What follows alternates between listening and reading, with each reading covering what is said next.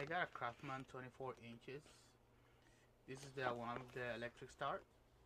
But what happened is that over the summertime I didn't turn it on, and now I need in winter it's not turning on.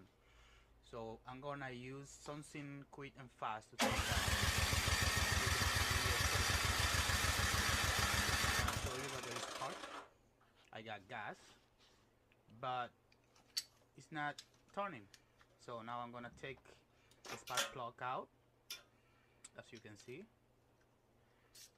in the video, and after that I'm gonna show you the easy way to turn it, on. The easy way, it's easy. There we go. Yeah, that's my spark plug. It was brand new. I bought it and changed it because I thought I didn't have any power.